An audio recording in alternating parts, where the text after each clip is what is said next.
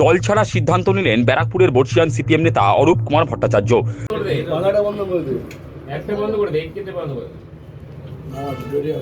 রাজ্যে লাল পার্টি ক্ষমতায় নেই, তথাপি সিপিএম এ বিদ্রোহী জারি রয়েছে। প্রসঙ্গত সদ্য সিপিএম ছেড়ে অভিষেক বন্দ্যোপাধ্যায়ের হাত ধরে তৃণমূলে যোগ দিয়েছেন প্রতীকুর রহমান। এবার সিপিএম ছাড়ার সিদ্ধান্ত নিলেন ব্যারাকপুরের প্রাক্তন সাংসদ তড়িৎবরণ তোপদার ঘনিষ্ঠ নেতা অরূপ কুমার ভট্টাচার্য, যিনি ব্যারাকপুর তালবাগান শাখার সদস্য ছিলেন। মঙ্গলবার ব্যারাকপুর সেন্ট্রাল রোডে নিজের কার্যালয়ে সাংবাদিক বৈঠক ডেকে দলীয় নেতৃত্বের বিরুদ্ধে একরাশ ক্ষোভ উগরে দিলেন। তিনি ইতিমধ্যেই সদস্যপদ বাতিলের জন্য ব্যারাকপুর এরিয়া কমিটির সম্পাদকের কাছে আবেদনও করেছেন। সাংবাদিকদের মুখোমুখি হয়ে এসএফআই এর রাজ্য কমিটির প্রাক্তন সদস্য তথা সিপিএম নেতা অরূপ কুমার ভট্টাচার্য বলেন, বর্তমানে যেভাবে দল চলছে তাতে মনে হয়েছে দলে তাদের মতো লোকজনের গুরুত্ব নেই। দল ছাড়লেও তিনি এই মুহূর্তে অন্য দলের সঙ্গে যুক্ত হবেন না। পার্টিতে বর্তমান যা পরিস্থিতি, সেই পরিস্থিতির উপরে ভিত্তি করে এবং বর্তমানে যা পার্টির ভেতরে সিপিআইএম পার্টির ভিতরে যেভাবে পার্টি পরিচালনা এবং হচ্ছে, তা আমার মনে হয়েছে আমার আর পার্টিতে থাকার বোধহয় কোনো যৌক্তিকতা নেই। কেন? আমরা অমূল্য হয়ে যাচ্ছি পার্টিতে যেভাবে পার্টি ইয়াং ছেলেরা এসে চালার চেষ্টা করছে, প্রতিকূল যেরকম চলে গেল, তার মূল্যায়ন হলো না কেন চলে গেল। সেই জন্য আমারও মনে হয়েছে যে প্রতিকূল যাওয়াটা ঠিক কাজই করেছে। আমাদের না বেরোলে পারে পার্টিতে এগুলো ফিরে আসবে না। প্রতিকূল তো তৃণমূলে চলে গেল, আপনার দল বলছিল যে তার সাথে সেটিং আছে, আপনিও কি না না, আমি কোনো রাজনৈতিক দলের সঙ্গে যুক্ত হব না।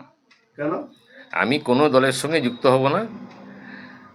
আমি পার্টিকেও সেটা জানিয়েছি যে আমি শুধু পার্টিটা চাচ্ছি। তার দাবি, খেয়াল খুশির মতো এখন দল চলছে, আলোচনা করে সিদ্ধান্ত নেওয়া হচ্ছে না। আপনি পার্টিতে খুশি মতন চালানো হচ্ছে পার্টিটা। হ্যাঁ, পার্টিতে কোনো আলোচনা ভিত্তিক আলোচনা করা হয়, ধরুন আলোচনা করে সেই সিদ্ধান্তর ফিডব্যাক দেওয়া হয় না, কমেন্টটা জানতে পারে না, বিভিন্ন প্রশ্নে ব্রাঞ্চ লেভেল থেকে শুরু করে, আমি যেহেতু ব্রাঞ্চ লেভেলে আছি, আমি পার্টির এসএফআই রাজ্য কমিটি থেকে মেম্বার ছিলাম। আমি দীর্ঘদিন এবং এত হয়েছে কোনো জায়গায় প্রেসিডেন্ট দেওয়া হয়নি, এবং মেম্বারশিপ আমাকে কেড়ে নেবে সেই হচ্ছে, তাই প্রতিযোগিতা নেমেছিল পার্টি, লোকাল পার্টি। এই পরিস্থিতিতে তাহলে পার্টির ভবিষ্যৎ কি দেখছেন? ভবিষ্যৎ খুব খারাপ। কেন? ভবিষ্যতে পার্টি যেভাবে চলে, পার্টিতে শূন্য শুধু না, কোথায় দাঁড়াবে বলা মুশকিল। তিনি জানান, ব্যারাকপুরে কমপক্ষে 60 জন সদস্যপদ পুনর্নবীকরণ করেনি।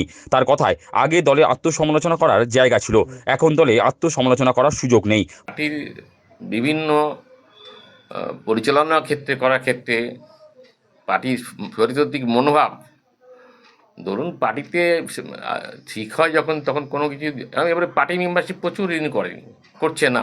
কতজন করেনি ব্যারাকপুরে এখনও আমার যে সব রিপোর্টটা নেই, তাহলেও 60 জন হবে ব্যারাকপুর টিটাগড় মিলিয়ে। কি রিনিউ করবে না? কতজন রিনিউ করেন? 60 জন মতন হবে, কম বেশি। প্রায় আপনার 60 থেকে 70 জন সমর্থক আছে যারা এই পার্টির উপরে ক্ষোভ প্রকাশ করছে, এবং তার রেমেডি নেই। পার্টি ঋণে কোনো ভ্রুক্ষেপ করতে রাজি নাই। সিপিএম একটা যেটা জিনিস আছে, আত্মসমালোচনা করার সুযোগ দেওয়া, সেটা কি বন্ধ হয়ে গেছে? একদম বন্ধ হয়ে গেছে। কি বন্ধ হয়ে গেছে? কোনো আত্মসমালোচনা হয়ই না, এবং জায়গাও নেই। পুরনো স্মৃতি রোমন্থন করে বর্ষিয়ান এই বাম নেতা বলেন, সৈফুদ্দিন চৌধুরী থেকে শুরু করে সমীর প্রতিদ্বন্দ্বীদের মতো 100 উচ্চ নেতৃত্ব দল ছেড়ে অন্য দলে যোগ দিয়েছেন, তবুও দলে কোনো রকম মূল্যায়ন করা হয়নি। আমার সেলিমের সঙ্গে জানিয়েছেন না,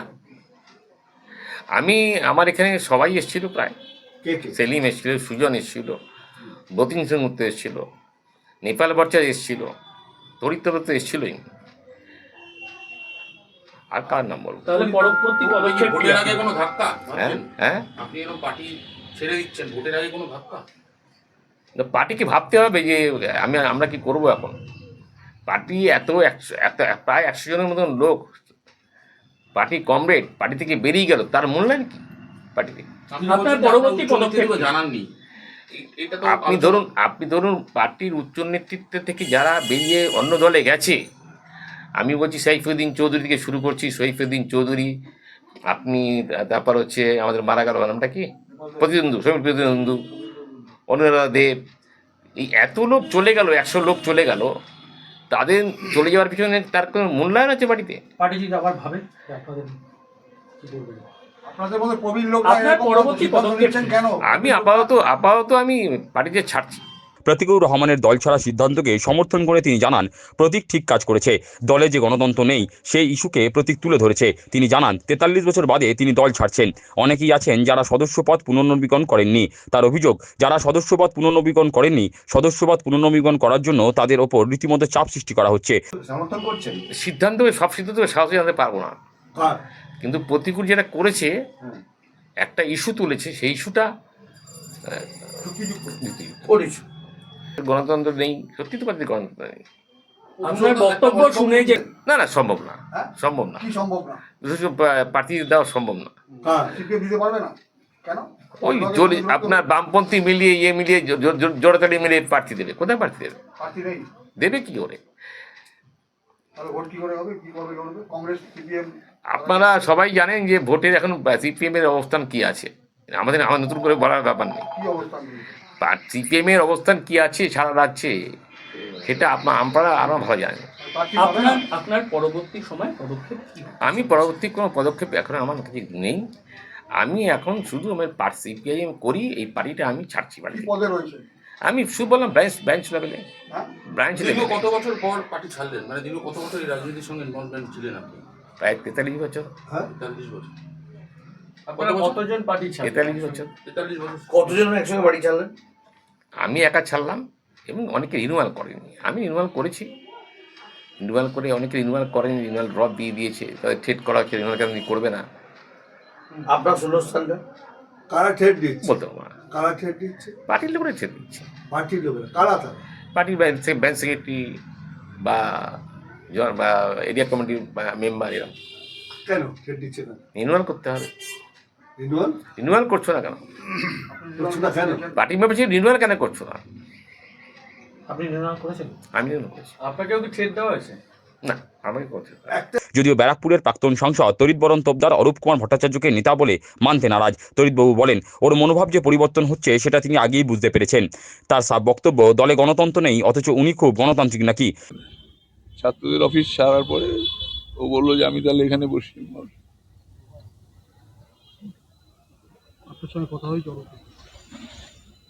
কথা তো সব শুনি, আর কথাও আর কি আছে। এবং ওর যে এই মনোভাব চেঞ্জ হচ্ছে সেটা আমি জানি। কেন শুধরাবেন? হ্যাঁ, কেন চেঞ্জ হচ্ছে কেন? চেঞ্জ হয়ে গেলে শুনতে চাই আমরা খারাপ, এই তো শুনতে চাই। মানে পার্টিটা খারাপ হয়ে গেছে, ও শুধু ভালো আছে। হলো, পার্টিটা খারাপ হয়ে গেছে, ও ভালো আছে। পার্টিতে গণতন্ত্র নেই, ওর কাছে গণতন্ত্র। কার কাছে?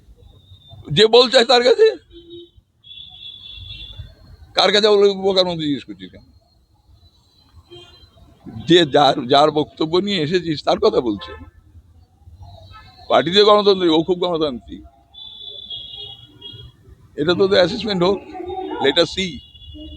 এদিনে তিনি ক্ষোভের সঙ্গে বলেন, অরূপ কুমার ভট্টাচার্য কোনোদিনই নেতা ছিলেন না। অফিসে বসে উনি ডায়েরি মেনটেন করতেন, চিঠি আদান প্রদান করতেন, কিন্তু জীবনে উনি একটাও চিঠি লেখেননি। এটা দরখাস্ত লিখতে বলেন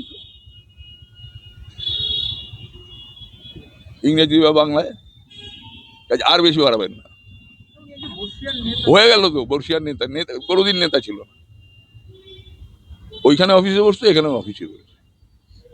আর আমি অফিসিয়াল কাজ কি, একমাত্র ডায়েরি মেনটেন করা ছাড়া ওকে কোনো কাজ আমি করাতে পারি?